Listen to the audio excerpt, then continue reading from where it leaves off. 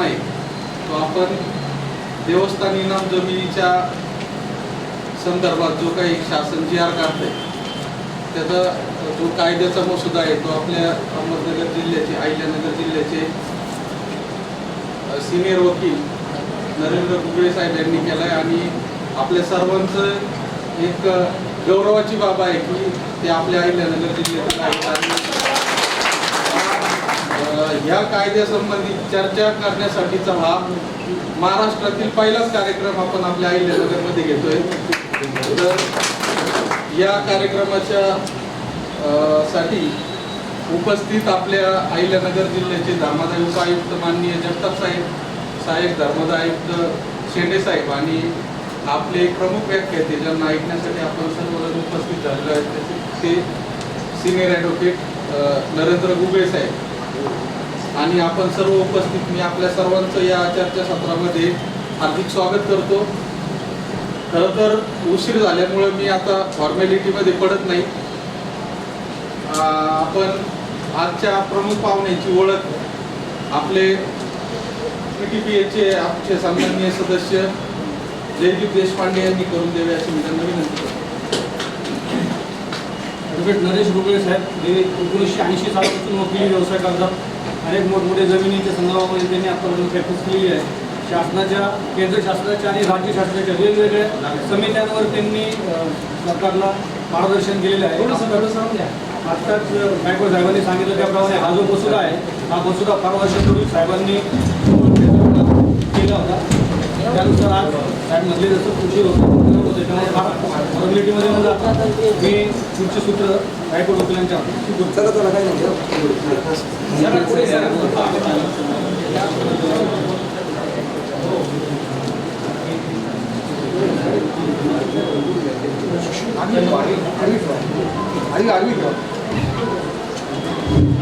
ही गोष्ट होऊ शकत नाही. त्याच्यामुळं आपल्या सर्वांच्या सुदैवाने ती व्यक्ती आपल्या जिल्ह्यातील असल्यामुळेच आपल्याला इझिली अवेलेबल झाले आणि ते आज आपल्याला मार्गदर्शन करणार आहेत.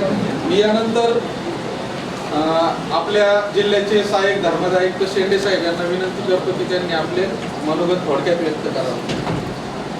मंचावरील माननीय धर्मादाय उपायुक्त श्री जगताप सर, श्री नरेंद्र गुगळे सर आणि आपण उपस्थित सर्व आणि आवाज येत नाही का सगळे उपस्थित सर्वांना आपलं अभिनंदन. आज जो हा कार्यक्रम केलेला आहे मी सर्वप्रथम यांनी जे आयोजन केलेलं आहे आमच्या बार असोसिएशननी त्यांचे मी सर्वात प्रथम आभार मानतो. काय असतं ज्या लोकांसाठी कायदा असतो त्यामुळे जे होणारे काही अंमलबजावणी करताना जे काही समस्या निर्माण होतात तर त्याबाबत लोकच चांगले नागरिकच चांगले सांगू शकतात की त्यांच्या नेमक्या समस्या काय आहे. त्याच्यानुसार जर कायदा आला तर तो लोकांसाठी फायदेशीर लाभार्थी बनतो. हा जो कायदा आहे महाराष्ट्र इनाम निर्मूलन हा प्रारूप आहे. याच्यामध्ये सरांनी कायदा बनवण्याचं काम केलेलं आहे तर ते तुम्हाला चांगलं मार्गदर्शन करू शकतील आणि तुम्हाला जे तुमचा अनुभव येत आहे या कायद्यामध्ये बहुतांशी इनाम जमिनीबाबत आहे आणि इनाम जमिनीशी जे काही लोकांचे अधिकार आहेत त्याच्यावर कसा परिणाम होणार आहे. ट्रस्टशी जर काही संबंधित आहे त्या ट्रस्टच्या इनाम जे जमीन आहे ट्रस्टची त्याच्यावर कुठलाही परिणाम होणार नाही आहे. बाकी सर्व अधिकार कलेक्टरना वगैरे दिलेले आहेत आणि बाकी समोरचं मार्गदर्शन सर करतील बोलून माझे धन्यवाद शेंडे साहेब. यानंतर मी वारे सरांना विनंती करतो की त्यांनी अगदी 2 मिनिटात अभिनंदन. यानंतर धर्मादाय उपायुक्त साहेब जगताप साहेब आपल्याला मांडतात. आजचे प्रमुख वक्ते आदरणीय गुगळे साहेब, आमचे सहकारी शेटे साहेब, दिवाणी साहेब, बारचे सर्व पदाधिकारी, उपस्थित सर्व गुरुवानी वगैरे. गेली 1 वर्ष झालं मी इथं काम करत असताना ट्रस्ट जमीन आणि इनाम जमीन या संदर्भात अनेक वेळा वाद व्हायचे. तेव्हा मी सर्वांना आश्वासित करायचो की काळजी करू नका. एक ट्रस्ट आणि त्या संदर्भातला वहिवाटदार असेल किंवा इनामदार असेल किंवा वतनदार असेल तर तुमच्यासाठी वेगळा कायदा नाही. काढायचं झालं तर त्यासाठी संपूर्ण महाराष्ट्रासाठी एक वेगळा कायदा करावा लागेल, तेव्हाच तुमच्या हक्कावर परिणाम होईल. तोपर्यंत तुम्हाला जे अधिकार आहेत जमिनीमध्ये ते कोणीही काढून घ्यायला शकणार नाही. आणि विशेष म्हणजे त्यानंतर काही कालावधीत तसा कायदाच येऊ नाही. कायदा ही काळाची गरज असते. 1457ला टेलर उदयाला आणि कसे त्याची जमीन झाली. आणि त्यानंतर इनाम जमिनींचा, वतन जमिनींचा प्रश्न अजूनही तसाच राहिला होता. मालकीला तर देवस्थान आहेत, वहिवाटदार तर स्वतः पर्सनली वहिवाट करीत आहेत. आणि मग त्या संदर्भातल्या उत्पन्नाचं करायचं काय हा मोठा प्रश्न होता. आणि त्यामध्ये सुसूत्रता आणण्यासाठी आता हा देवस्थान निर्मूलन नियमन कायदा शासनाने योग घातलेला आहे. त्या संदर्भात 5 जूनपर्यंत आपल्या हरकती मागवलेल्या आहेत. प्रारूपाचा आराखडा मला वाटते सर्व ठिकाणी उपलब्ध आहे, आमच्याकडे उपलब्ध आहे. आपल्या काही शंका असतील तर त्या आपल्या शासनापर्यंत पोहोचवाव्यात एवढीच मी आपल्या सर्वांना विनंती करतो. आज आपल्याला खूप चांगले वक्ते लाभलेले आहेत. मी त्यांना खूप वेळा ऐकलंय, पुन्हा मी ऐकायचो. माझ्याकडे ज्यावेळेस आर्ग्युमेंट करायला यायचे त्यावेळेस मी म्हणायचे की सर या मुद्द्यावर मला तुम्ही सांगा. इतका प्रदीर्घ अभ्यास वतन कायद्यावर त्यांचा, म्हणजे वतन म्हणजे नेमकं काय असतं ते मला माहीत नव्हतं. म्हणजे वतन म्हणजे सरकारने दिलेल्या जमिनीच असं आपण समजत होतो. सरांचे पुस्तक वाचल्यावर ऐकतो लक्षात आलं की सरकारनं जमीन दिली आहे असं नाही, सरकारनं शेतकऱ्यांमध्ये सवलत दिली म्हणून त्याची अलिनेशन रजिस्टरला नोंद आहे. प्रत्यक्षात जमीन त्या कसणाराचीच आहे. ते वाचल्यानंतर माझ्या पायाखालची वाढ सरकली. मी म्हणलं ह्या शासनाने जमीन दिलेली आहे आणि म्हणून आम्ही आयुर्भावानं बोलायचो हे शासनाची जमीन आहे, तुम्ही फुकट राहता. पण तो संदर्भ चुकीचा आहे.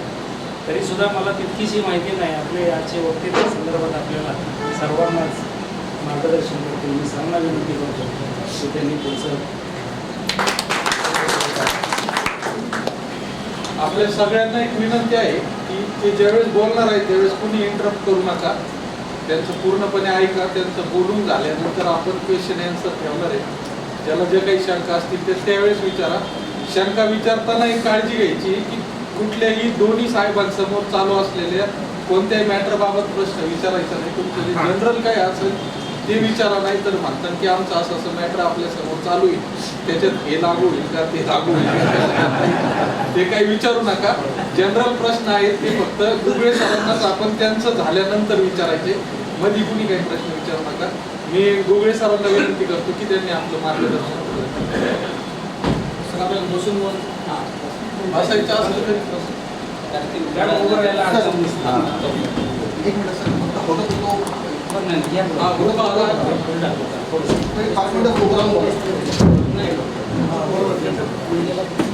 जाऊन देतो.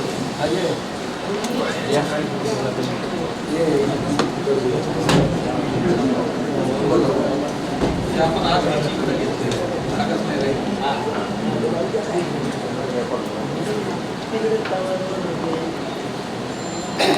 कर्मण्यवाधिकारस्य मा फलेषु कदाचन. आज या कार्यक्रमाला उपस्थित असलेले डेप्युटी चॅरिटी कमिशनर जगताप साहेब, असिस्टंट चॅरिटी कमिशनर शेट्टे साहेब, सामाजिक कार्यकर्ते सुभाष वारे साहेब, या बारचे पदाधिकारी, संपूर्ण बार असोसिएशनचे सदस्य आणि उपस्थित बंधू होते. आजचा हा जो विषय आहे खूप ज्वलंत विषय आहे आणि ह्याच्याबाबतची सर्व पार्श्वभूमी मी आपल्याला फार सविस्तर सांगतो.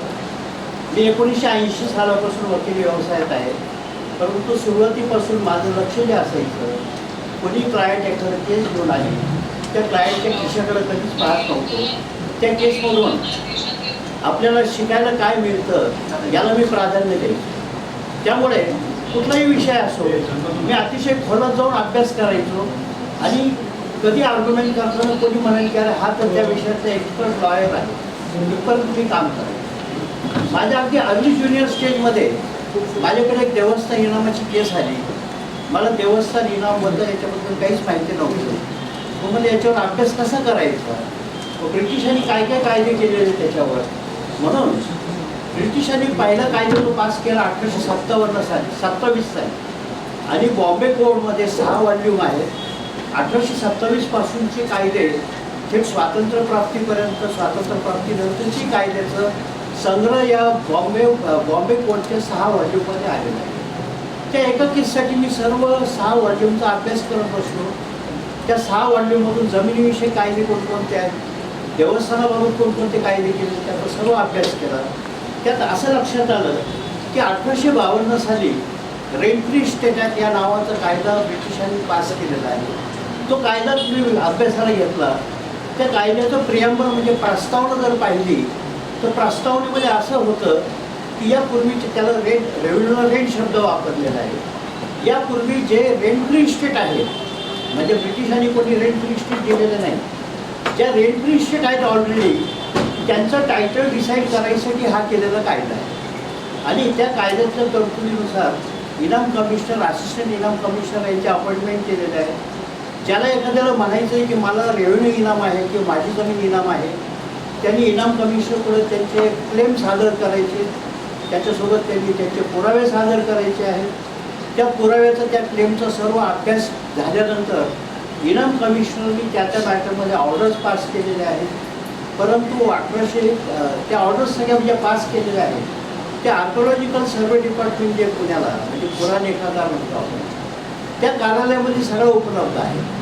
मग आता त्याचा अभ्यास करायसाठी मी पुण्याला गेलो.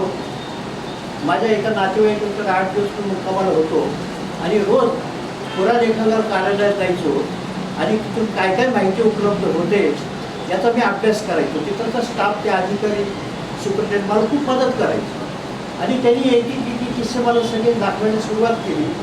त्यामधून इनाम कमिशन पुढे जे काही कोणी क्लेम सबमिट केलेले होते त्या सर्व क्लेमचं जो मोडीमध्ये होतं त्यांनी मराठी भाषांतर करून त्यांनी पाहिलं हा मुलगा एवढा अभ्यास करायला इथं आलेला आहे, सर्व स्टाफ मला कोऑपरेट करायचं. त्यामध्ये असं निष्पन्न झालं की एकंदर 7 प्रकारचे इनाम आहेत. त्याला इनाम क्लास 1 to क्लास 7 असं बायफर्केशन केलेलं आहे. इनाम क्लास 1 म्हणजे सरळ इनाम, इनाम क्लास 2 म्हणजे पर्सनल इनाम, इनाम क्लास 3 म्हणजे देवस्थान इनाम, इनाम क्लास 4, 5, 6 हे वतन आहे आणि इनाम क्लास 7 म्हणजे लोकल ॲथॉरिटीच्या ज्या जमिनी आहेत ज्याला रेव्हेन्यूमध्ये एकरची असं वर्ग आणि इनाम वर्ग 1 ते 7 मध्ये केलेले आहे. आता आपला आजचा विषय स्कीमिता इनाम वर्ग 3 बाबतच आहे, त्यामुळे इतर याच्याबाबत मी आपला वेळ घेणार. आता इनाम वर्ग 3च्या ज्या केसेस मी पाहिल्या आहेत त्या क्लेमंटने जो क्लेम केला होता इनाम कमिशन पुढे त्याला शक्यवर जबाब द्यावा लागत होता आणि 15 कलमी जबाब तयार करण्यात आले होते. 15 पॉईंट होते.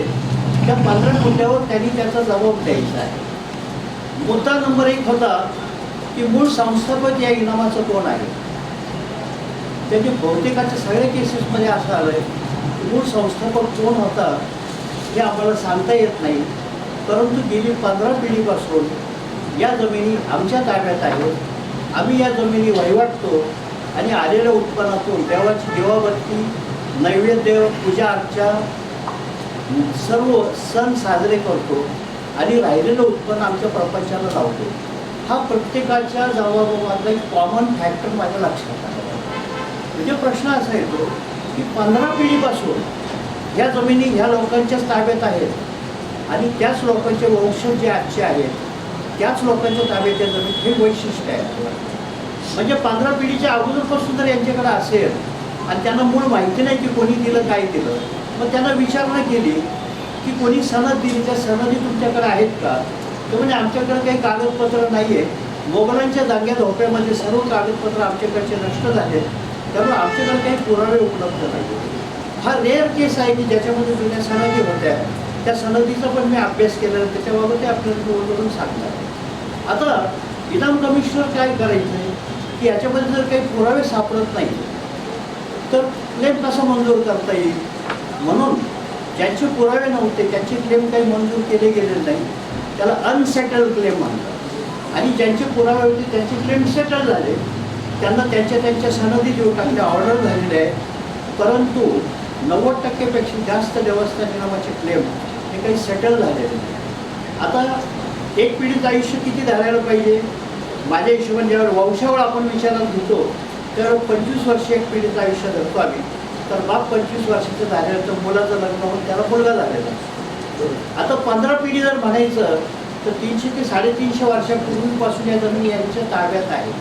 हे कधीचं 1852-7चा विषय. त्याच्यानंतर आज 200 वर्ष झाली जवळजवळ. आता म्हणजे 500 वर्ष झाले या जमिनी त्याच पुजाऱ्यांच्या त्याच वहिवाटदारांच्या ताब्यात आहेत हे मात्र सत्य आहे, पण त्यांच्याकडे पुरावे काही नाही. आता ह्या इन्क्वायरी 1962 पर्यंत आहे. आता ब्रिटिशांनी पाहिलं, एक सर्वे केला की किती क्लेम अनसेटल्ड आहे आणि त्यामध्ये रेव्हेन्यू लॉस किती होतो. त्याचा सर्वे झाला, पण इन्क्वायरीमध्ये एवढा वेळ चालला आहे की आता करायचं काय. ताबा ते लोकांचं आहे आणि हे म्हणतात इतक्या पिढ्यापासून आहे, हेही खरं आहे. तर कुठल्याही ब्रिटिशांनी इनाम दिलेलं नाही. इनाम हे पूर्वापार चालत आलेलं आहे. मग मोगलांनी दिलेलं असेल, छत्रपतींनी दिलेलं असेल, पेशव्यांनी दिलं असेल किंवा त्यांच्या पूर्वीच्या कोणी रुलरनी दिला असेल, पण ब्रिटिशांनी एकही इनाम दिलेलं नाही. त्यांनी फक्त इनामाची इन्क्वायरी केलेली आहे. आता मग 1862 पर्यंत इन्क्वायरी चालल्या. इन्क्वायरी चालून जे अनसेटल्ड क्लेम होते त्याचं काय करायचं. मग ब्रिटिशांनी तोडगा काढला की याचे जे पूर्वीचा जो 1852चा कायदा जो आहे हा सगळ्या बॉम्बे प्रॉव्हिन्सला लागू नव्हता. त्यावेळेला भारतामध्ये राज्य जे होते ते 5 राज्य होते, त्याला प्रॉव्हिन्स म्हणतात. Bombay province, Madras province, Bengal province, central province आणि सिंध प्रॉव्हिन्स असे 5 प्रॉव्हिन्स. हा कायदा संपूर्ण बॉम्बे प्रॉव्हिन्ससाठी केलेला नव्हता. डेक्कन प्लॅटून ते जे आपण पठारी भाग जो म्हणतो, म्हणजे सह्याद्री पर्वताच्या अलीकडचा भाग, खानदेश म्हणजे नाशिक जिल्ह्याचा काही भाग आणि जळगाव जिल्हा आणि दक्षिणेकडचा काही भाग जो मराठा रुलरनी जिंकून ताब्यात घेतला होता, या एरियालाच तो लागू केलेला होता. सह्याद्री पर्वताच्या खालची जी बाजू आहे अरबी समुद्रापर्यंत, ज्याला आपण कोकण डिव्हिजन म्हणतो, त्याला तो कायदा लागू झालेला नव्हता. का लागू केला नाही त्याचं कारण काही आजपर्यंत तुम्हाला समजलं. आता 1863 साली मग ब्रिटिशांनी असं ठरवलं की ज्याचे क्लेम अनसेटल्ड आहे त्यांना सुद्धा सरसकट साऱ्यामध्ये मागणी देऊ टाकली. म्हणून त्यांनी 1863 साली exemption from Land Revenue Act number 1 हा पास केला. तिथं 1852चा कायदा लागू होता, तिथं तो कायदा लागू केला आणि ज्या एरियाला 1852चा कायदा लागू नव्हता त्याला ॲक्ट नंबर 2चा लागू केला. त्या दोन्हीमध्ये फरक आहे. त्या ॲक्ट नंबर 2बद्दल मी तुमच्याशी काही बोलणार नाही, कारण तो आपल्याला लागू नाही. ॲक्ट नंबर 1 लागू आहे. ॲक्ट नंबर 1चं सेक्शन 8 काय म्हणतं आहे, 8चं सबसेक्शन 1 की 1852च्या कायद्यानुसार ज्यांचे क्लेम सेटल झालेले आहेत त्यांनाही सारा माफी कंटिन्यू राहील. सबसेक्शन 2 काय म्हणतं आहे, त्याचे अनसेटल्ड क्लेम आहेत त्यांना सुद्धा सारा माफी कायम राहील, परंतु त्यांनी शेतसाऱ्याच्या 1/4 क्विट शासनाला द्यावा. 1/4 म्हणजे 10 रुपये शेतसारा असेल तर 2.5 रुपये शासनाला द्यायचे, 7.5 रुपये त्यांनी माफ केले. सबसेक्शन 3 काय म्हणतंय, हे एक्झम्प्टेड लँड आहे त्याचं हस्तांतरण करता येणार नाही. आणि सबसेक्शन 4 काय म्हणतंय, सबसेक्शन 2 मधली कंडिशन जर एखाद्याला मान्य नसेल तर त्यांनी त्याचा क्लेम साबित करायला तो मोकळा आहे, अशी स्वरूपाची तरतूद आलेली आहे. आता त्याच्यावर काही GR आलेले आहेत. सेक्शन 8चं सबसेक्शन 3चं इंटरप्रिटेशन आलेलं आहे. ॲलिनेशनला मनाई म्हणजे ॲलिनेट केला असेल तर बेकायदेशीर होईल का, तर कायदेशीर राहील. की एखाद्या देवाला जर देऊळ पाडायलाच लागलेलं आहे, त्यासाठी जर जमीन विकली असेल त्या महंतांनी किंवा पुजाऱ्यांनी कोणी आणि त्याच्यातून त्या देवाचं बांधकाम केलं असेल तर ते बेकायदेशीर होईल का व्यवहार तो. याच्याबाबत 1903 आणि 1906 की बॉम्बे हायकोर्टाची डिव्हिजन बेंचचे चांगले जजमेंट आहे, परंतु त्या 2 जजमेंटचा विचार न करता बरेचसे चुकीचे निर्णय हायकोर्टात झालेले आहेत. त्या विषयात मी जात नाही आपल्याला, कारण ते जजमेंट कोणाला माहितीच नव्हतं. आणि मी त्याचा अभ्यास त्याच वेळेला करून ठेवलेला होता. आता 1863 जो कायदा लागू झाला त्यानंतर या सर्व इनाम जमिनीचं एक रजिस्टर तयार केलं गेलं, त्याला ॲलिनेशन रजिस्टर म्हणतात. आता ॲलिनेशन रजिस्टर जे मेंटेन केलं ते बॉम्बे लँड रेव्हेन्यू कोडचे सेक्शन 53 प्रमाणे ते रजिस्टर मेंटेन केलं. आपल्यापैकी बरेच लोकांनी ते रजिस्टर पाहिलं असेल. ॲलिनेशन रजिस्टरमध्ये गावाचं नाव नेम ऑफ ॲलिनी, नेम ऑफ ॲलिनी म्हणजे कोणाला बहाल केलेला त्या व्यक्तीचं नाव. आता आपण देवस्थान इनामचा विषय घेतोय. जर समजा एखाद्या पुजारीचं नाव असेल, समजा भैरवा देव, मॅनेजर रामचंद्र गुरव असं नाव आहे. मग पर्टिक्युलर्स ऑफ सनद, त्याच्यामध्ये सनदीचं पर्टिक्युलर आले, तारीख आहे, कोणी सनद इश्यू केली, किती नंबर फॉर्मची सनद इश्यू केली, 28 फॉर्म आहेत त्यामध्ये. तरी त्या फॉर्मचा कधी कोणी अभ्यास केला म्हणजे फॉर्म कसे वाचायचे हे समजत नाही. पुन्हा नेचर ऑफ टेन्युअर, तर परमनंट टेन्युअर आले सर.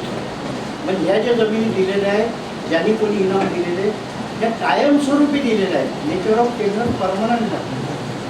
आणि पर्टिक्युलर्स ऑफ लँड हा जो काही कॉलम आलेला आहे, whether entire village of survey number, त्याचा एरिया, त्याचा शेतसारा आणि क्विट रेट आणि शेवटचा पॅरा नंबर 20 जो आहे त्याच्यामध्ये लँड रेव्हेन्यू आयडेंटिटी असं शब्द आहे.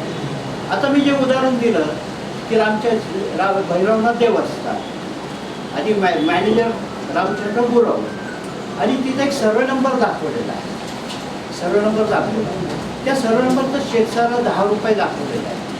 त्यातलं 2.5 रुपये क्विट रेट घेतलेला आहे, 7.5 रुपये माफी दिलेली आहे. याचा अर्थ काय झाला की 1863च्या कायद्यानुसार त्याची इन्क्वायरी न करता त्याचा क्लेम मंजूर केलेला आहे.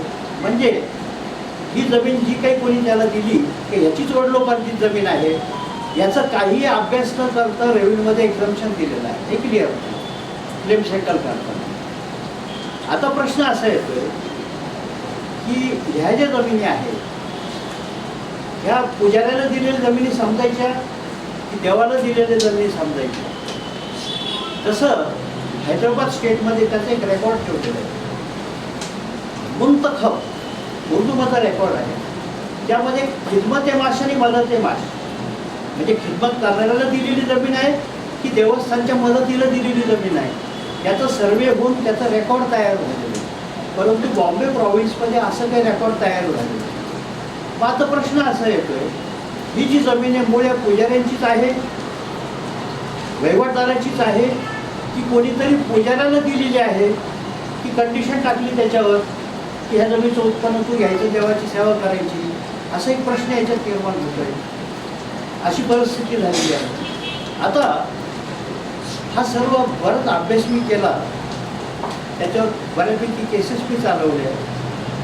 एका वेळ सन 2004 किंवा त्या दरम्यान मंत्रालयामध्ये मी एका कामासाठी गेलो होतो. ज्या अधिकाऱ्याकडे गेलो होतो त्या अधिकाऱ्याकडे एक फाईल होती, देवस्थान इनाम समिती असं त्या फाईलवर लिहिलेलं होतं. त्या अधिकाऱ्याने विचारलं मी की देवस्थान इनाम समिती काय आहे. ते म्हणजे पुजारी गुरव यांची जी मागणी आहे ह्या जमिनी त्यांना मालकी हक्काने द्याव्यात या संदर्भात ही कमिटी फॉर्म केलेली आहे. तर मी 2 मिनिटं या कमिटीचे पेपर्स पाहिजे तर चालतील असं म्हणे पाहत होता. मग मी त्यांच्या परवानगीने फाईल पाहिली. त्या कमिटीचं जे काही कामकाज चाललेलं होतं, काय काय लिखाण झालेलं आहे ते पाहिलं आणि मी एकदम शॉकमध्ये गेलो. मी म्हटलं साहेब हे सर्व चुकीचं चाललं आहे, ह्या जमिनीची हिस्ट्री अशी नाही आहे. 1969मध्ये गुजरात देवस्थानच्या बाबालेशन ॲक्ट केलेलं आहे. 1852चा ॲक्ट आहे त्याचा अभ्यास नाही केला. इनाम कमिशनच्या इन्क्वायरीचा अभ्यास नाही केला. जशी मी एक ट्रायलला एक केस घेतली होती, एका केसमध्ये असं मला आढळलं की टाकळकर नावाची एक व्यक्ती जी माळेवाड्यामध्ये राहत होती, त्यांनी त्याच्या जमिनीचा क्लेम दाखल केला होता. त्याला त्या 15 कलमामध्ये विचारण्यात आलं की तुझा देव कुठं आहे. तो मला माझ्या राहत्या वाड्यात खाजगी जागेत देव आहे. मग त्याला विचारलं की तू बाहेरगावी जातो त्यावेळेला देवाची पूजा अर्चा कोण करतं. तो म्हणतो मी कुलूप लावून जात असतो, किल्ली शेजाऱ्याकडे देत असतो आणि शेजारी पूजा अर्चा करीत असतो. मला एक माहिती आहे पूजा अर्चा ही दुसरी कोणी करत नाही आहे, त्याच फॅमिलीचे सदस्य पूजा अर्चा करतात. म्हणून मी त्या केसचा अभ्यास करायचं ठरवलं. म्हणून मी त्या केसच्या कॉपीज काढल्या सगळ्या आणि माळेवाड्यामध्ये टाकळकर वाडा कुठं दिसतोय त्याचा शोध घेत राहिलो. गल्ली गोळामध्ये येतं कुठं टाकळकर वाडा आहे का, कुठं टाकळकर वाडा दिसला नाही. त्यावेळी असेल 1852मध्ये, परंतु त्या वाड्याची विक्री झाली असेल, व्यवहार झाले असतील. परंतु मी हे इन्क्वायरी केली कुठल्या खाजगी वाड्यामध्ये असं विठोबा देवाचं काही मंदिर आहे का. इथं मंदिर नाही म्हणतात. याचा अर्थ काय समजायचा, त्या टाकळकरनी त्याच्या घरातलं खाजगी देव जो होता त्या देवाच्या पिक्चर ती जमीन मला इनाम दिलेली असं समजून त्या जमिनीचं एक्झम्पशन त्यांनी मागितलं होतं. हे क्लिअर झालं. कारण त्यावेळेला 10 रुपये जर जमिनीचं शेतकरा असेल तर तो 10 रुपये एवढा मोठा होता की त्या जमिनीतून 10 रुपयाचं उत्पन्न मिळेल की नाही मिळेल याची शाश्वती नाही. त्यामुळे बहुतेकांचं ओढ असायचं की आपल्या जमिनीला रेव्हेन्यूमधून सवलत कशी घेता येईल याचा तो ओढ असेल. त्या गोष्टीचाही मी विचार केला. आता ज्यावेळेला 2004मध्ये मी मंत्रालयात गेलो आणि ते लक्षात आलं, मग मी त्यांना विचारलं की समितीचे अध्यक्ष कोण आहेत. महसूल राज्यमंत्री आहेत, त्यावेळेला रामराजे निंबाळकर होते. रामराजे आहेत काय नाही त्यांच्या ऑफिसमध्ये आहेत. मी गेलो त्यांच्याशी, त्यांना भेटलो. मी सर्व जटवलं. ते एक ॲडव्होकेट म्हणून त्यांनी काम केलेलं आहे. मी त्यांना मग सर मला ते देवस्थान कमी संदर्भात तुमच्याशी बोलायचं आहे, तर तुमची खाजगीत आपण चर्चा केली तर बरं. त्यांनी व्हिजिटर्स बाजूला ठेवले, अँटी चेंबरमध्ये माझ्याबरोबर आले, माझ्याकडून विषय समजून घेतला आणि एका डेप्युटी सेक्रेटरीला जो अधिकारी ज्याच्याकडे फाईल होतं त्याला बोलून घेतलं. मला सांगितलं वकील साहेब आता इलेक्शन लागलेले आहे, पुढं मी या पदावर आहे की माहिती नाही आहे, परंतु तुमची मदतीची खूप गरज लागणार आहे आम्हाला. तर त्याने त्या फाईलवर नोट करून ठेवलं की कमिटीच्या मिटिंगमध्ये ॲडव्होकेट वगैरे यांना आमंत्रित करणे, त्याला माझा कॉन्टॅक्ट नंबर ॲड्रेस वगैरे लिहून ठेवलं. आता मी विचार केला मला कधी आमंत्रण घेईल, माझं तेवढं प्रिपरेशन करायचं. पण मी काय केलं त्याच्यावर नोट चांगलं बनवलं आणि त्याचं कंपायलेशन केलं सगळं. कुठले कुठले कायदे लागू आहेत, कसे लागू आहेत, वेगवेगळे उदाहरणं त्यात दिले आणि असं मोठं कंपायलेशन तयार करून म्हणजे त्याच्यावर 5-25 कॉपीज मी काढून दिली. आणि मंत्रालयातून एक दिवस मला आमंत्रण आलं, आमंत्रित मीटिंगला या म्हणजे. मग मी म्हणलं किती सदस्य आहेत म्हणजे त्याच्यावर कॉपीज घेतल्याबरोबर गेल्यावर 1.5 तास जसं आपल्या पुढं बोलतोय मी तसं 1.5 तास त्या कमिटीपुढे मी सर्व बाजू मांडली. मग त्या कमिटीच्या लक्षात आलं की आपण काहीतरी चुकीचं दिशेने चाललेलो आहोत आणि मग वकील साहेबांचं मार्गदर्शन आपल्याला घ्यावं लागणार आहे. मग असं ठरलं की सगळ्यांनी ते कंपायलेशनचा अभ्यास करायचा आणि पुढच्या मिटिंगमध्ये आपण बसू. मग हळूहळू एक गोष्टीचा उलगडा होत गेला. मग मीच त्यांना काय म्हणालो की देवस्थान इनाम काय फक्त हिंदूंचीच असं नाही आहे, मुस्लिम देवस्थानही इनाम आहे, त्यामुळे वकफचंही म्हणणं विचारात घ्यायला पाहिजे. वकफच्या सीओला बोलवलं, ते म्हणजे आमचा शर्यत हा स्वतंत्र कायदा आहे आणि 1937चं ॲडॉप्शन ऑफ शर्यत ॲक्ट टू मुस्लिम कम्युनिटीचं ॲक्ट आहे, त्याच्या बाहेर तुम्हाला काही जाता येणार नाही. मी कमिटीला असं सांगितलं की वकफचा हा विषय बाजूला ठेवा, आता त्याचा विचार करू. आता हैदराबाद एरियाचे जे कायदे आहेत, तिथं आतियात इन्क्वायरी ॲक्ट आहे, हैदराबाद इनाम ॲबोलिशन ॲक्ट, वेगळ्या प्रकारचे त्यांचे, त्या सर्व कायद्याचा अभ्यास केल्यानंतर असं वाटायला लागलं की त्यातून आपलं मिक्सिंग करणं सुद्धा योग्य होणार नाही. म्हणून हैदराबाद स्टेटचा इश्यूसुद्धा सध्या पेंडिंग ठेवा. हे 2 विषय आपण पेंडिंग ठेवायला लागले आणि नंतर त्या कमिटीचा एक चांगला सुरेख अहवाल बनवला. तो अहवाल शासनाकडे आम्ही सादर केला. तो अहवाल बनवण्यामध्ये माझी मोठी भूमिका होती. त्यानंतर शासनाने उच्चाधिकार समिती स्थापन. त्या समितीचे सचिव हे रेव्हेन्यू डिपार्टमेंटचे प्रिन्सिपल सेक्रेटरी होते आणि सर्व डिव्हिजनल कमिशनर त्या समितीवर सदस्य. आता त्या समितीचं काम 3-4 वर्ष चाललं. त्याच्याकडून काही आउटपुटच मला मिळायला तयार नाही. मी म्हणून जाऊन माझं काम त्यांनी केलेलं आहे, पुढे काय होईल. एक दिवस मला मंत्रालयातून फोन आला, त्यावेळेला मी आउट ऑफ इंडिया होतो. कलेक्टर ऑफिसला फोन आला.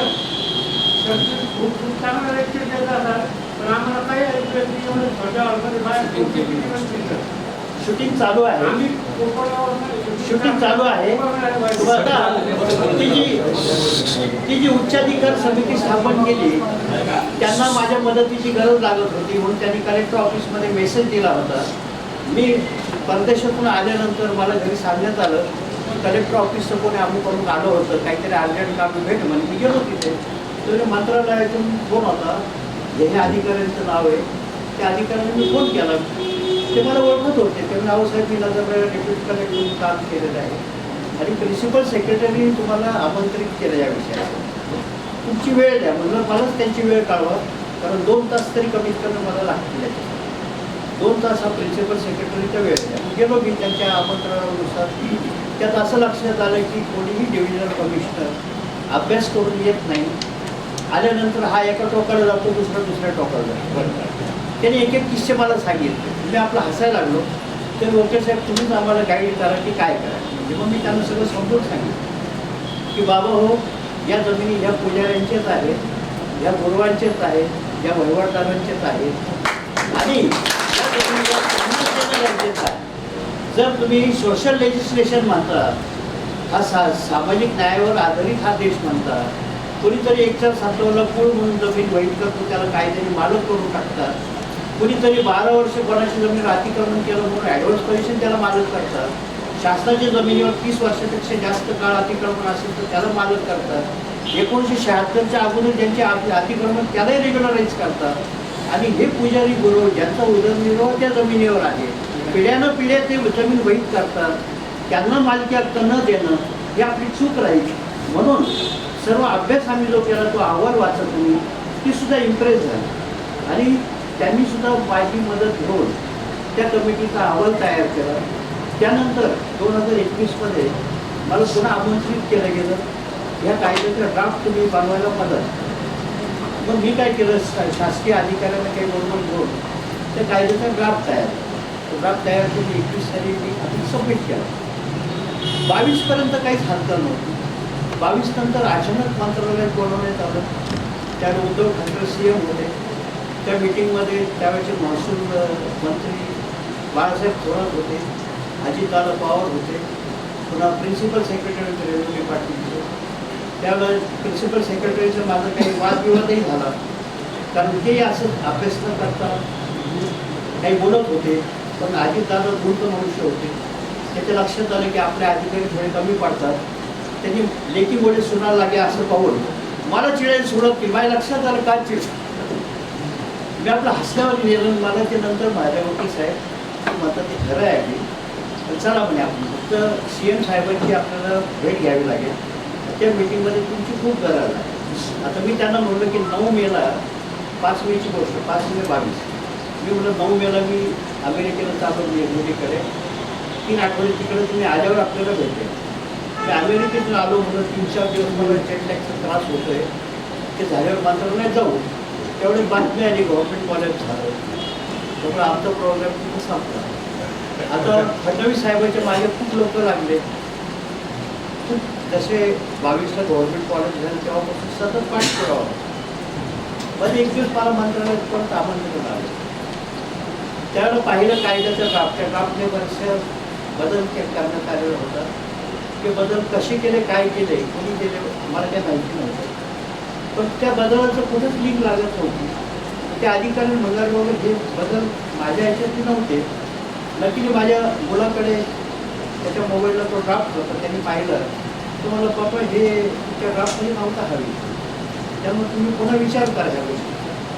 आणि नंतर काय झालं, त्या ड्राफ्टमध्ये काही कमी जास्त प्रमाण केलं गेलं. तर त्यामुळं काय झालं की मूळ ढाच्याला थोडा धक्का लागलेला आहे. मूळ ढाच्याला धक्का लागला. म्हणजे मी त्याने मला फोन केले, सर काही असं तर ताबडतोब आम्हाला. मी त्यांना काय म्हटलं की 5 तारखेपर्यंत आपण मुदत दिली लोकांना, 5 तारखेपर्यंतच्या अभिप्राय येऊन द्या. 5 नंतर मी मंत्रालयात येईल. त्यानंतर अंतिम कायद्याचा मसुदा, अंतिम कायदा आपण कसा करायचा आपण ठरवू. आता दुसरा एक विषय होता निराधार. आता दुसरा याच्यात कसं आहे, सॉईल ग्रँट आणि रेव्हेन्यू ग्रँट असे 2 प्रकार आहेत.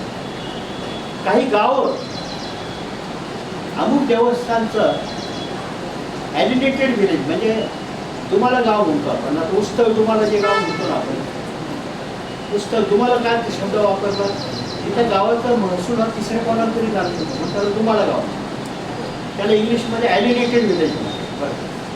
आता ॲलिनेशन रजिस्टरमध्ये काही देवस्थानच्या नावावर ॲलिनेटेड व्हिलेज आहे आणि सर्व नंबरच्या राखण्यात एंटायर व्हिलेज असा शब्द वापरला, एंटायर व्हिलेज.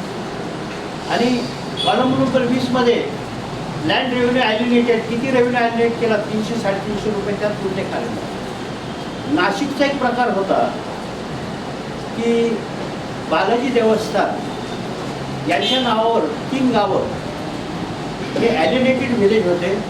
1974 साली कोणी तहसीलदार आला, तो मला हे गाव अख्खी देवस्थानची इनाम आहेत. त्यांनी एक ऑर्डर काढली. त्या 3 गावाच्या सातबारावर कब्जेदार सदरी रेगेच्यावर देवस्थानचं नाव लावून टाका म्हणजे लावलं देवस्थानचं नाव. रेगेच्या खाली शेतकऱ्याचं नाव आलं आणि पुढे शेतकऱ्याचे व्यवहार होणं बंद झालं, कर्ज मिळणं बंद झालं, बिगर शेती होणं बंद झालं. सगळ्या कॉर्पोरेशन लिमिटमध्ये जमीन ईदगाव, बेदरगाव आणि मनोर. त्या मॅटर माझ्याकडे आल्यानंतर मी म्हटलं की 74ची ऑर्डर चुकीची आहे. तर अशी जी गावं आहेत हे रेव्हेन्यू ग्रँट व्हिलेज असतात, म्हणजे गावचा रेव्हेन्यू फक्त घ्यायचा अधिकार असतो. लकीली काय झालं, इनाम कमिशनच्या इन्क्वायरीमध्ये त्या केसचे पेपर्स फार व्यवस्थित होते आणि इनाम कमिशनची ॲप्रोप्रिएट ऑर्डर 1853 साली झालेली होती. त्या ऑर्डरमध्ये एकंदर 23 डॉक्युमेंटचा उल्लेख होता, ज्या त्या देवस्थानच्या वतीने दाखल केलं, त्याला कोणी कोणी काय काय दिलं त्याचा उल्लेख होता. त्या हिअरिंगच्या वेळेला मला ती सनद ऑर्डर वाचायला 2.25 तास लागले. बरं का, किती ॲप्रोप्रिएट ऑर्डर असेल. आणि ती ऑर्डरचं वाचन करताना कोणी कोणी काय काय दिलं तर म्हणलं, हे पहा, पेशव्यांनी काय दिलं, आईनामल दिलं, त्या बाजूला आईनामल दिलं. छत्रपतींनी काय दिलं, सरदेशमुखी दिली, त्या तिथं बाजूला सरदेशमुखी. सरदार दाभाडेंनी काय दिलं, मोकासा दिलं, त्या तिथं मोकासा. मग दुसऱ्यांनी काय दिलं, यांनी नारकोंडा दिला, यांनी बाप्ती दिली, यांनी सावत्र दिला, असे शब्द होते. सगळे शब्द होते. पण कुठेही गाव दरोबस्त दिलं किंवा गाव दगड धोंडे तृण काष्ट पाषाणासह दिलं असं काही एकही कागदाचा उल्लेख नाही. आता मग हे शब्द जे आहेत त्याचा अर्थ काय लावायचा, आईनामल म्हणजे काय, नारगोंडा म्हणजे काय, सावत्र म्हणजे काय, बाप्ती म्हणजे काय, हे कशावरून समजणार. तर त्याच्यासाठी राव बहादूर जोगळेकरांचं ॲज्युकेशन मॅन्युअल आहे, अतिशय सुरेख मॅन्युअल आहे. त्यामध्ये या सगळ्या गोष्टींचा उल्लेख आलेला होता. त्या मॅन्युअलचा आधार घेऊन मी तिथं दाखवलं हे सर्व शब्द जे आहेत हे रेव्हेन्यू रिलेटेड आहे. एका गावचं रेव्हेन्यू जर 400 रुपये असेल आणि ते गाव मोगलांकडून छत्रपतींनी जिंकून ताब्यात घेतलं असेल तर छत्रपतींना त्याच्यावर 10% म्हणजे 40 रुपये सरदेशमुखीचा लावायचा अधिकार आहे. म्हणजे ते गावकऱ्याकडून 440 रुपये वसूल करायचे. 400 रुपयातून चौथ म्हणजे 1/4 म्हणजे 100 रुपये हे वेगवेगळ्या हक्कदारांना द्यायसाठी बाजूला करायचे. आणि 300 रुपये हा ऐनामल हा जो पेशव्यांकडे ट्रेझरीत जमावला. म्हणजे पेशव्यांनी काय केलं, ऐनामल देऊन टाकलं, म्हणजे 300 रुपये देऊन टाकले. छत्रपतींनी सरदेशमुखी दिली म्हणजे 40 रुपये देऊन टाकले. राहिलेले 100 रुपये जे आहेत त्यातलं 25 रुपये मोकासा घ्यायचा अधिकार सरसेनापतीला असायचा. दाभाडे हे पूर्वी पेशवेकालीन सरसेनापती होते. त्यांना मोकासा म्हणजे बजेटरी प्रोव्हिजन डिफेन्ससाठी होती त्यावेळेला. दाभाडेंनी ते सुद्धा देवस्थानाला बहाल केलं आणि बाकीचे 7-8 रुपये 12 रुपये वगैरे वेगवेगळे हक्कदार त्यांनी दिलेले आहेत. आणि 1969 सुप्रीम कोर्टचे जजमेंट आहे Deshpande versus state of Maharashtra. त्यामुळे सुप्रीम कोर्ट म्हणत आहे जर सनदेमध्ये जर गाव दरोबस्त दिलं किंवा दगड धोंडे तृण काष्ट पाषाणसह दिलं असं जर उल्लेख असेल तर ते सॉईल ग्रँट विलेज समजावं. In absence of those words ते रेव्हेन्यू ग्रँट विलेज समजावं. हे दाखवल्यानंतर संपूर्ण महसूल यंत्रणा जागी झाली आणि त्यामध्ये 2022मध्ये महसूल मंत्र्यांनी खूप चांगली ऑर्डर केली की ते गाव त्या देवस्थानचं सॉईल ग्रँट नसून रेव्हेन्यू ग्रँट आहे. त्यामुळे सातबारावरून देवस्थानचे नाव कमी करायची ऑर्डर. एक खूप पाहण्यासारखं जजमेंट आहे असा त्याचा अर्थ होता. आता पुढचा विषय मिराशी ट्रेडांचा, कारण याच्यामध्ये मिराशी ट्रेडांचाही उल्लेख आहे. मिराशी कुळ हा काय प्रकार आहे, आपल्या इकडे मिराशी प्रकार नाही.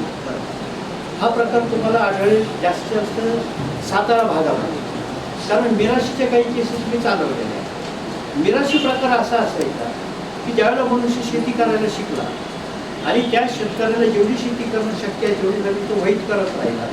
परंतु काही जी जमीन सरंजाम होते, पूर्वी जहागीरदार होते, राजे महाराजे होते, त्यांच्या ज्या जमिनी होत्या त्या कोणी वैध करत नव्हतं. त्या जमिनी पडीक होत्या, ज्याला व्हर्जिन लँड म्हटलेलं आहे. त्याच्यावर खूप अभ्यास झाला ब्रिटिश पिरियडमध्ये मिराशी टेनंटवर. आणि त्या ब्रिटिशर्स जो स्टडी केलेला होता त्याची सर्व कॉपीज मी उपलब्ध केलेल्या होत्या. या ज्या व्हर्जिन लँड आहे त्या लागवडीखाली आणण्यासाठी खूप कष्ट करावं लागत होतं. झाड झुडपं काढा, दगड धोंडे काढा, ते उचलून त्याला मशिनरी काही नव्हते, डोक्यावर सगळे उचलायचे. ते बांधबंदिस्ती करा, मग जमीन लेवल करा, मग लागवडीखाली आणा. हे कामं करायसाठी या लोकांनी बाहेरून काही लोकांना आमंत्रित केलं गावामध्ये आणि त्या लोकांनी मेहनत घेऊन त्या जमिनी लागवडीखाली आणल्या. आणि त्या जमिनी लागवडीखाली आल्यामुळं त्या जमिनीवरून महसूल मिळायला लागला. या लोकांना ज्यांनी पहिल्या वेळेला लागवडीखाली आणल्या त्याला मिराजदार म्हणायचे. आणि त्यावेळेच्या प्रथेनुसार त्या मिराजदारांना त्यांचे हक्क दुसऱ्याला विकायचा अधिकार होता, गहाण ठेवायचा अधिकार होता, कुळ नेमायचा अधिकार होता पूर्वीपासून. आणि याचा उल्लेख सगळा सातारा गॅझेटेडमध्ये आलेला आहे. याचा उल्लेख राव बहादूर जोगळेकरच्या ॲडमिशन मॅन्युअलमध्ये आलेला आहे. पुन्हा अँडरसन मॅन्युअल जे आहे त्याच्यामध्ये सुद्धा याचा उल्लेख आलेला आहे. आणि त्याचा उल्लेख घेऊन मी काही केसेस कंडक्ट केल्या. आता क्षेत्र महाबळेश्वर गाव हे संपूर्ण गाव छत्रपतींचा मालकीचं गाव आहे. त्या गावात सर्व मिराजदार गणी वैध करत होते.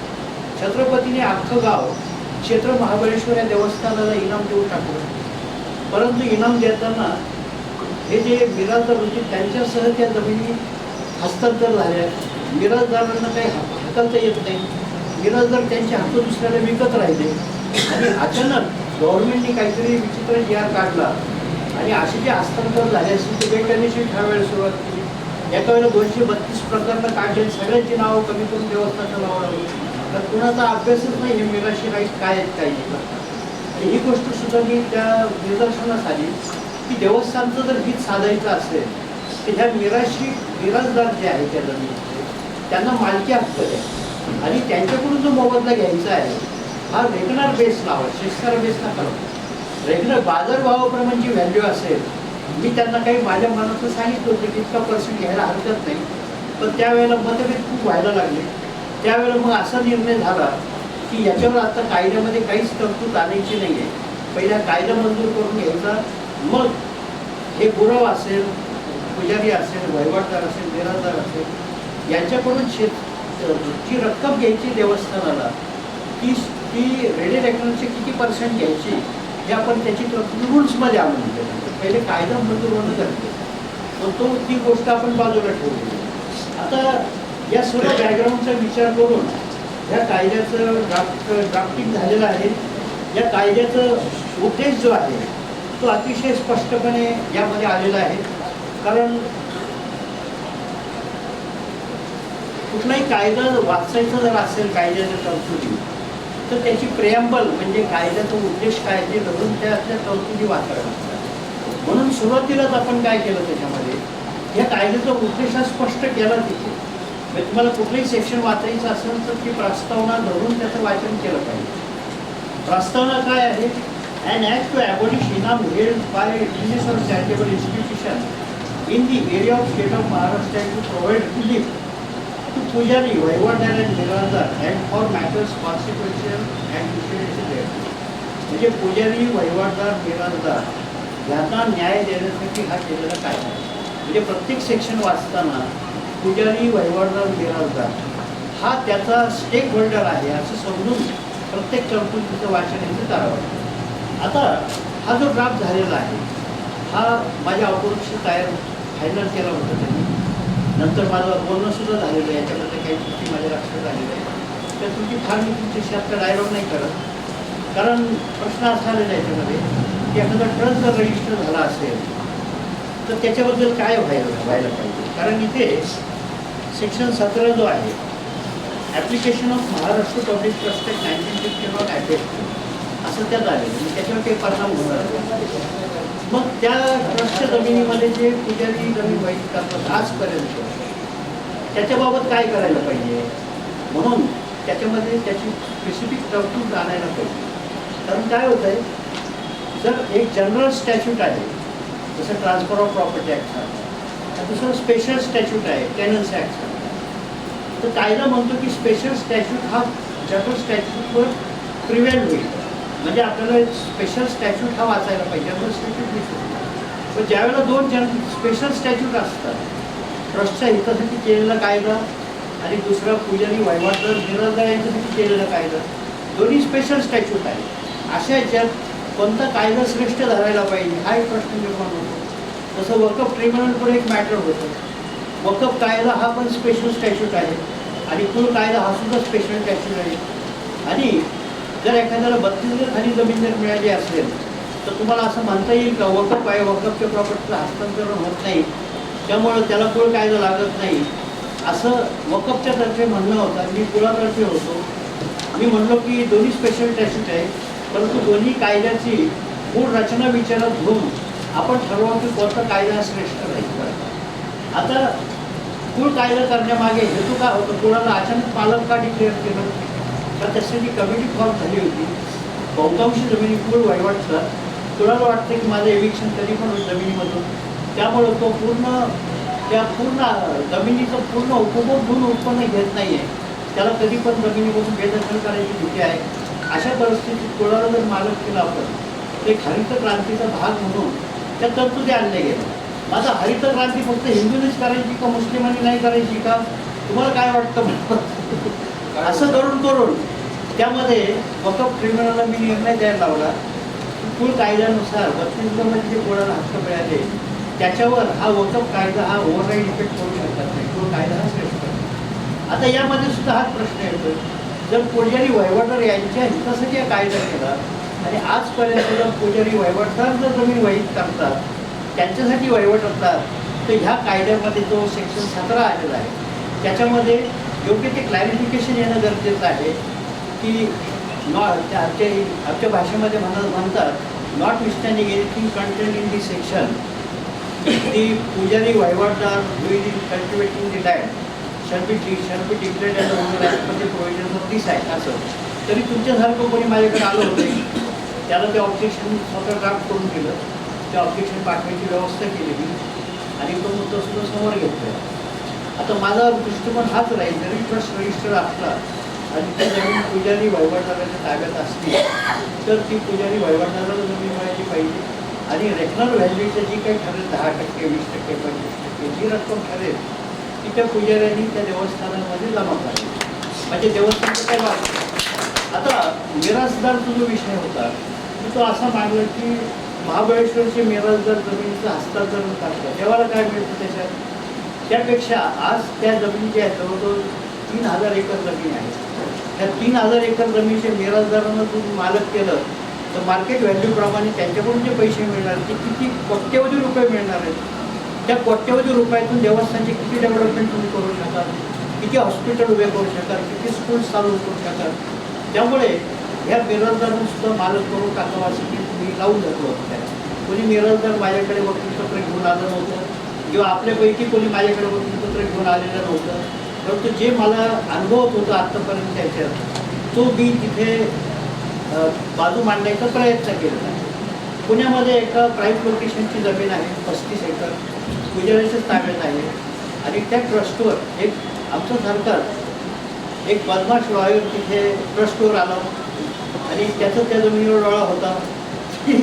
त्यांच्या पुजाऱ्याला सांगितलं की ग्रामसभा आहे आणि त्या ग्रामसभेमध्ये तुम्हाला यावं लागेल. ते पुजारी आले माझ्याकडे, काय करायचं म्हणजे ग्रामसभेत आम्हाला प्रेशर आणून जमिनी ताब्यात काढून घेतील आणि काही उद्योग करतील. मी त्यांना म्हणतो ग्रामसभेत बिलकुल जायचं नाही, 8 दिवस तुम्ही घर सोडून जा, लवकर कायदा येणार आहे, तुम्हाला मालकी हक्क मिळणार आहे, माझ्यावर विश्वास ठेवा. आणि तो विषय प्रलंबित ठेवला. त्याला मी खूप मनाने सपोर्ट केला त्यांना. काय घाबरून काय होतं त्या वकिलाची पर्यंत मला माहिती आहे बरं. आणि त्यांना त्या जमिनीवर गेलं तर काय होऊन गेलं. हे जे मी काम करत आलेलं आहे एक सामाजिक जबाबदारीतून करत आलं, कारण आम्ही हा व्यवसाय काही धंदा म्हणून पत्करलेला. आम्ही या व्यवसायाने ग्लोबल प्रोफेशन समजतो. इथे जे समाजामध्ये आमच्यासारख्यांची गरज आहे तिथं आम्ही स्वतःहून हजर राहतो आणि मदत करायचा प्रयत्न.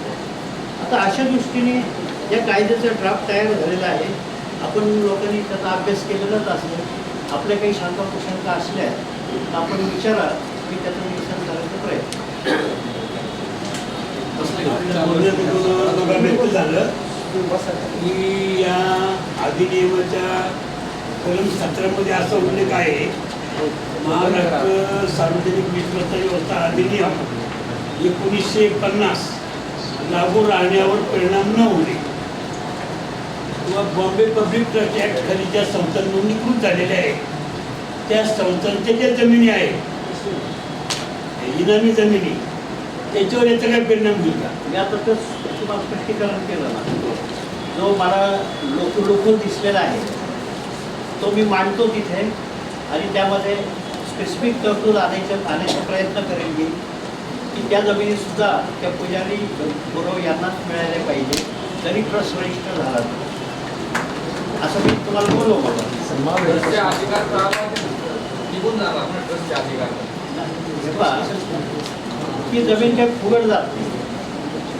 त्या जमिनीचे रिडिरेक्टरच्या जे काही 10%, 20%, 25% रक्कम ट्रस्टला मिळणार आहे. आज ट्रस्टला काय मिळतं मला सांगा. तुम्हाला पुजाऱ्याकडून 1 रुपया तरी येतो का. नाही आहे. तुम्हाला पुजाऱ्याला बेदखल करायचा अधिकार आहे का. नाही आहे. मग तुम्हाला जर काही मिळतच नसेल आणि त्या बिचाऱ्याचा पिढ्यानं पिढ्या उदरनिर्वाह त्या जमिनीवर असेल, त्याला मालकी हक्क देऊन तुम्हाला जर रेकनर त्या 10 लाखाच्या खाली 5 लाखाच्या खाली रेकनर नाही एकरचा कुठेही तुम्हाला जर त्या जमिनीचे लाख रुपये 2 लाख रुपये एकर जर मिळत असेल ट्रस्टला तर काय प्रॉब्लेम येतो? ट्रस्टचाही फायदा होतो आणि त्या बिचारात त्याचं प्रपंचालाही ती जमीन कामाला येते. बरं. सर हे माझा प्रश्न असा आहे का की 50 वर्षापासून एक देवस्थान ट्रस्ट आहे. देवस्थान ट्रस्ट कार्यान्वित आहे पण जमीन काय ट्रस्टच्या नावे नाही. आणि तुम्ही म्हणतात तसे जे वहिवाटदार आहेत ते 50 वर्षापासून बाहेर राहतात. ते काही देवीची पूजा अर्चा करत नाही, येत नाहीत, फक्त त्यांचे इतर अधिकारात नाव आहे. वहिवाट कोण करतो? वहिवाट कोणीच करत नाही, पडी पडलेल्या जमिनी आहेत. आणि वहिवाट जर करायला लागलं तर ते तिथून येऊन अडथळे निर्माण करतात, पोलीस स्टेशनला तक्रारी अर्ज करतात. अशी जर परिस्थिती असेल सर, तर माझं आहे का नाही, माझा पूर्ण प्रश्न आहे का? आता तुम्ही जे म्हटले ते बरोबर आहे. त्या रेडी रेकनरच्या आता त्या गावामध्ये त्या जमिनीची किंमत 30 लाख रुपये एकर आहे आणि त्याच जमिनीची रेडी रेकनरप्रमाणे किंमत 1.5 लाख रुपये एकर आहे. तर मग अशा परिस्थितीमध्ये आपण देवस्थानला जर त्या 1.5 लाख प्रमाणाचे 10% पैसे जर देवस्थानला दिले आणि 25 लाख जर त्या पुजाऱ्याला दिले तर याचा कसं आपण कसं करणार किंवा गावाचा फायदा काय किंवा देवस्थानचा फायदा काय अशा परिस्थितीमध्ये? आता यात कसं झालेलं आहे? सर माझा एक महत्त्वाचा प्रश्न आहे. माझं आता हे कसं आहे, तुम्हाला ते पुजारी वहिवाटच नाही तर नाही. आता याच्याबाबत निर्णय घ्यायचा अधिकार कलेक्टरला दिलेला. जर समजा त्या पुजाऱ्यांनी जमिनीची मागणी केली आणि तुम्ही जर म्हटलं की हा पुजारी कधी जमीन वैध केलेलीच नाही आहे त्यामुळे ह्याला काही तो अधिकार द्यायचं कारण नाही, तर अशा परिस्थितीत कलेक्टर त्याचा अधिकार देऊ शकत नाही. सर मी गेलो तहसीलदारांकडे गेलो, आता नाही हा कायदा कोणासाठी आहे? जे कंटिन्यू आवाज चालू झाले. एक लक्षात घ्या, तुम्ही आता असं म्हणाला की देवस्थानला किती पैसे आहेत ते हो. तसं नाही. जो पूर्णपणे मालक होणार आहे त्यालाच त्याला सरकारला काही पैसे भरायचे. येस येस एवढंच त्याचा आहे. तेवढं येस. अत्यंत महत्त्वाचा प्रश्न आहे. बऱ्याचशा जमिनीवरती अतिक्रमण झालेलं आहे. तरतूद आहे. ऐका ना सर, अतिक्रमण झालेली जे जमिनी आहेत त्या प्रमाणित करण्यासाठी तुम्ही त्याच्यामध्ये दंडाची रक्कम दिलेली आहे. पण आमचं म्हणणं असं आहे की जे अतिक्रमण जे आहे ते जर बेकायदेशीर आहे आणि ते कायदा करून जर प्रमाणित करणं म्हणजे प्रामाणिकपणे काम करणाऱ्या लोकांच्या हक्कांवरती कुठेतरी गदा आहे. आणि त्यामुळं अतिक्रमण जेव्हा आहे ते अतिक्रमण सरकारनं किंवा शासनाने पूर्ववत करावं आणि नंतर त्याच्या संदर्भातला निर्णय घ्यावा. नंबर 1 आणि एक असं आहे की त्या संदर्भामध्ये शासनानं किती जमिनी पुजाऱ्यांच्या ताब्यात म्हणजे वहिवाटदारांच्या ताब्यात आहेत, किती जमिनी कुळांच्या ताब्यात आहेत, किती जमिनीचं बेकायदेशीर हस्तांतर झालेलं आहे आणि किती जमिनीवरती अतिक्रमण झालेलं आहे त्याचा एक डाटा रेडी रेकनर आणि मार्केट व्हॅल्यूनुसार जनतेला, पब्लिकला आणि भक्तांना समोर सादर करावा. म्हणजे वस्तुस्थिती कळेल की हा जो कायदा आहे या कायद्यातून नक्की फायदा कोणाचा होणार आहे, देवतेचा होणार आहे, संबंधित लोकांचा होणार आहे पण काय कारण त्याच्यातल्या काही तरतुदी त्या मूळ उद्देशाची विसंगत वाटतात म्हणून मी एक आपली शंका व्यक्त केली. आता याच्यात काय आहे, तुमचा हा कायदा सोडून बाकीचे काही गोष्टी आहेत, तुम्हाला डाटा पाहिजे वगैरे वगैरे, तुमच्या नावाने शासनाकडे 5 जूनच्या आत तुम्ही कळवा. आज आपला विषय एक मारायची. आता ज्यांनी जमिनीवर अतिक्रमण केले त्याची तरतूद याच्यात आहे की त्याला समोरील जमिनीवरून हुसकावून लावून जमीन व्यवस्थेचे कार्य.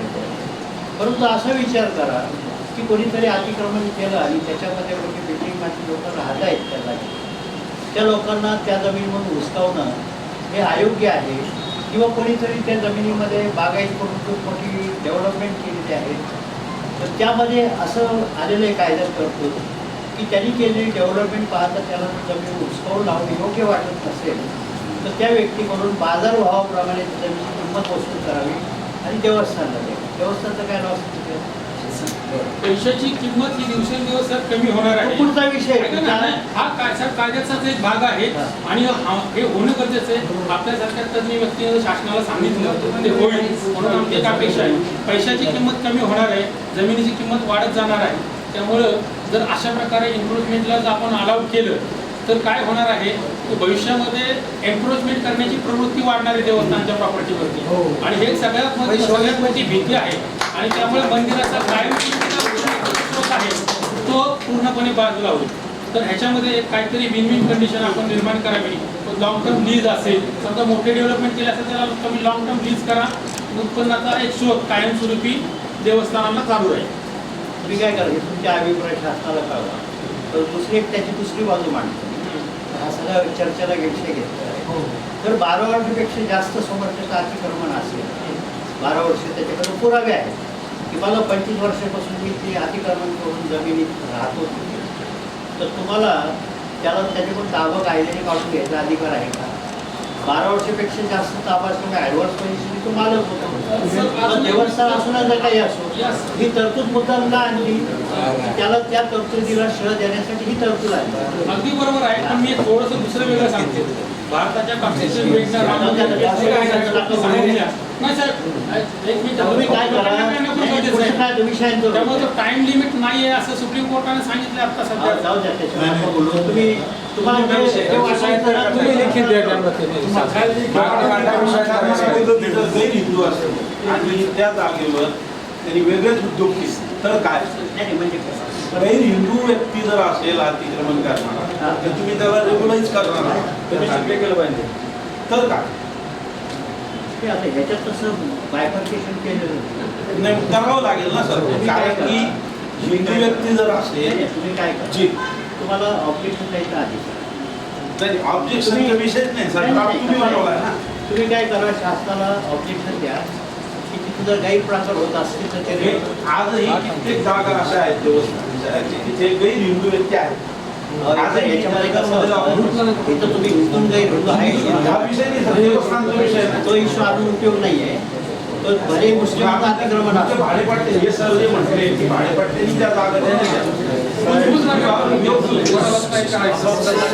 ठीक आहे, तर तुम्ही काय करा, जो विषय मी तुम्हाला बोलू शकत नाही तो शासनाकडे तुम्ही त्याचा ऑब्जेक्शन ट्रस्टच्या जमिनी ज्या ट्रस्टच्या नावे आहेत त्या शासनाने सुद्धा काढून घेतलेल्या आहेत. शासन त्याचा वापर करतो, त्याचे पैसे शासन देणारच का ट्रस्टला? नाही का काढलं तुम्ही? शासनाने वापरासाठी घेतल्या. नाही नाही कुठल्या कायद्याखाली घेतलं? तेच क्लिअर नाही ना. शासन क्लिअर करा ना. लँड ॲक्विजिशन डायरेक्ट वापरत नाही, ट्रस्ट जागा वापरत नाही म्हणून आम्ही घेतल्या. सांगा, ती जमीन ॲक्वायर केली का? ॲक्वायर केली नाही, तुम्हाला सांगते ती जमीन डायरेक्ट शासन ट्रस्ट वापरत नाही म्हणून शासन म्हणले की आता आम्ही तुम्हाला अर्ज द्या, त्याला कलेक्टरकडे अर्ज द्या. कलेक्टर इन्क्वायरी करेल की तुमची वहिवाट बरोबर आहे की नाही आहे. तुमची जर वहिवाट असेल, सातबाराला नाव आलं असेल किंवा नसेल, वहिवाट जर तुमची असेल तर तुम्हाला या कायद्याचे बेनिफिट मिळतात. याच्यात कोर्टात जाण्याची परमिशन का नाही ठेवली तर? नाही काय झालंय, प्रत्येक कायद्यामध्ये त्याची तरतूद असते. नाही, प्रशासकीय यंत्रणा काय करणार आहे हे सगळं जनतेला दिसतं. अहो, तुम्हाला मी सांगतो ते ऐकावं जरा. 1-2 मिनिटं यांचा प्रश्न पहिले म्हणजे प्रत्येक कायदे जर कोर्टातच पाठवी बसले, स्पेशल स्टॅच्यूट असतात काही. आता कुळ कायद्यानुसार स्वतंत्र यंत्रणा आहे, कन्सॉलिडेशन कायद्यानुसार स्वतंत्र यंत्रणा आहे, सिलिंग कायद्यानुसार स्वतंत्र यंत्रणा आहे, वकफ कायद्यानुसार स्वतंत्र यंत्रणा आहे. आणि ह्या देवस्थान इनाम संदर्भात आता पण जेवढे इनाम कायदे झाले, वतन कायदे झाले, हे काय सगळे कोर्टाला अधिकार दिलेले नाहीये. हे सांगतो ना मग आम्ही ते अहो, हे कायदा कायदेशीर बोलतो. प्रशासकीय यंत्रणेने जर न्याय दिला नाही तर त्यांनी अहो, काय त्याच्यासाठी करायचं? तुम्हाला नाही तुम्हाला याच्यात अपिलाची तरतूद आहे, त्यावर काही महसूलकडे तेच म्हणतो ना, महसूलचा कारभार काय तुम्ही ऐका जरा, माझं ऐका. Donabai Desai versus government of Maharashtra supreme कोर्टाचं जजमेंट आहे. एखाद्या कायद्यानुसार एखाद्या अथॉरिटीने कायद्याच्या तरतुदीचं उल्लंघन करून काही जर ऑर्डर केले असतील, ती ऑर्डर तुम्हाला सिव्हिल कोर्टात चॅलेंज करतात. लक्षात आलं? ह्या कायद्याला चॅलेंज हो, जर तुम्हाला तुमचे राईट द्यायला त्यांनी जर काही चुकीचं फायलिंग दिलं तर सिव्हिल कोर्टात तुम्हाला जाता येईल. दोनाबाई देसाई वर्सेस स्टेट ऑफ गुजरातची जजमेंट आहे. आणि अजून एक बेसिक गोष्ट अशी आहे की तो ड्राफ्ट आहे. अजून आपल्या ज्या शंका आहेत त्या आपण पत्राद्वारे त्या ड्राफ्ट मध्ये कळू शकता. हरकती मागवलेल्या आहेत. महाराष्ट्रातील ब्राह्मण असतील, गुरव असतील, गोसावी असतील, इतर जातीचे पुजारी असतील, फक्त पुजारी आणि गुरव म्हणजे सगळ्या समाजाचे गुरव म्हणायचे पुजारी. तर यांना ज्या देवस्थानाला ट्रस्ट आहे त्या देवस्थानाच्या ठिकाणी आत्तापर्यंत काय घडते सर की गुरव म्हणा, पुजारी म्हणा, त्याचं नाव त्या ट्रस्ट उतार्यावरून गायब केलं आणि ट्रस्टच्या नावावर केलं. आणि ट्रस्टचं जे चाललेलं आहे कारभार अनेक बाकीच्या लोकांचा तो या समाजावरती फार अन्याय झालेला आहे. तर कृपा करून हा अन्यायाला थोडंसं कामाला हेच विषय तुम्हाला सांगून याच्यासाठीचा कायदा आहे. तर आधी एक ट्रस्ट होतं, नंतर ते वकफकडे गेलं, पण माझी नवी वर्ग 3चीच जमीन सातारा होती. तर मला त्याची आता काय झालं, तुमचं वकफ म्हणजे मुस्लिम दर्गा असेल किंवा मस्जिद असेल म्हणून ते वकफ कडे गेलं, बरोबर आहे? हो. करेक्ट आहे. फक्त ह्या कायद्यातून वकफला बांधून ठेवलेला आहे, तेव्हा तो विषय ह्या चर्चेत घेता येणार नाही. पहिला कायदा मंजूर झाल्यानंतर वकफचे जे काही मुजावर आहेत, म्हणजे आपण ज्यांना पुजारी म्हणतो, त्यांना काही मुजावर माझ्या संपर्कात आहे. मी त्यांना म्हटलं की हा कायदा मंजूर होऊन द्या, नंतर तुम्ही म्हणा की जसं हिंदू देवस्थानच्या बाबतीत पुजाऱ्यांना हक्क दिले आहेत तसे आम्हाला सुद्धा हक्क द्यायला पाहिजे. त्यानंतर तुम्ही बाजू मांडा. आज जर दोन्ही एकत्र बसलो तर काहीच होणार नाही, पण आपण वकफ बाजूला ठेवू. कारण दोन्ही गोष्टी इथं म्हणजे पीक पाणी नोंदी लागत नाही तर प्रशासन काहीतरी. हा, तर पीक पाणीच्या नोंदी हा जो विषय आहे ना, आता कॉम्प्युटराईज सातबारा जो आहे त्यात 3 फॉर्म आहे. नंबर 7, 7 आणि 12. नंबर 7 म्हणजे हा सातबाऱ्याच्या उताराचा वारसा भाग. 7 म्हणजे पीक पाणी करणाऱ्याचं नाव आणि कुठली रीतीने करतो. आणि 12 म्हणजे काय पीक केले. कॉम्प्युटराईज उतार्या म्हणून 7 काढून टाकला जाईल, त्यामुळे पीक कोण करतो त्याचं नाव येत नाही. आता जमाबंदी आयुक्तांकडे खूप पत्र व्यवहार मी केलेले आहेत. त्यांनी मला फक्त उत्तर दिलं की व्हिलेज फॉर्ममधून म्हणजे गाव नमुन्यांमधून 7 आम्ही काही काढलेलं नाही. याचा अर्थ तलाठीचं कर्तव्य 7 स्वतंत्र मेंटेन करतो, पण तलाठी काही स्वतंत्र मेंटेन करत नाही. मग आम्ही विदर्भातले काही पक्षकारांच्या वतीने हायकोर्टामध्ये एक रिट पिटिशन दाखल केलं आणि गव्हर्नमेंटच्या विरुद्ध डायरेक्शन मागितलं आहे की व्हिलेज लेवलवर 7 मेंटेन करा. हायकोर्टाने 1 महिन्यापूर्वीच ऑर्डर दिलेली आहे की 7 मेंटेन करायचे डायरेक्शन दिलेलं आहे. आता मी फॉलो करतो त्या गोष्टीसाठी की तुम्ही कॉम्प्युटर उतरणार नका येऊन देऊ, पण तलाठीचं कर्तव्य 7 नवीन स्वतंत्र तयार करतो, वेगळं रजिस्टर्ड. आणि मालका व्यतिरिक्त कोणी जर फुल जमीन वहीत करत असेल, मालका व्यतिरिक्त तिसरा कोणी वहीत करत असेल तर 7 आणि 7 ला त्याची नोंद घ्यावी. असं होईल, सुरू होईल. थोडंसं वेळ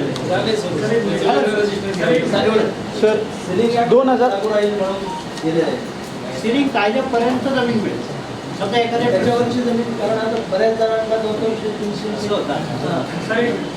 सिलिंग विचारात घेताना आजचा विचार केला जातो. आज मला सांगा, त्या कुटुंबातले सदस्य संख्या किती झालेली आहे? काय सिलिंगच्या बाहेर जाणार आहे कोणाच्या सिलिंग कायद्यानुसार ज्याला जमीन 54 एकर तर त्याचं 1 युनिट झालं आहे. हजबंड वाईफ आणि 3 मायनर चिल्ड्रन याचं 1 युनिटची जमीन कोणाच्या नावावर ही एक्सेस असेल तर देवाच्या नावावर. शेवटी सगळं विचारतो, पुजाऱ्याला न्याय देताना आता प्रारूप आराखडा आपल्या बुद्धिमत्तेतून तयार झालेला आहे, योगायोगाने चांगली गोष्ट आहे. परंतु अनेक पुजारी हे देवाची पूजा करत नाही, कुठल्या प्रकारची काळजी घेत नाही, फक्त जमिनीचा फायदा घेतात. तर त्यामध्ये अशीच तरतूद करावी सुधारित. त्यांनी देवस्थानची स्वच्छता, दैवत्य काळजी घेतली पाहिजे, ही त्याच्यावर तरतूद करावी, मग त्यांना न्याय द्यावा. अभिप्राय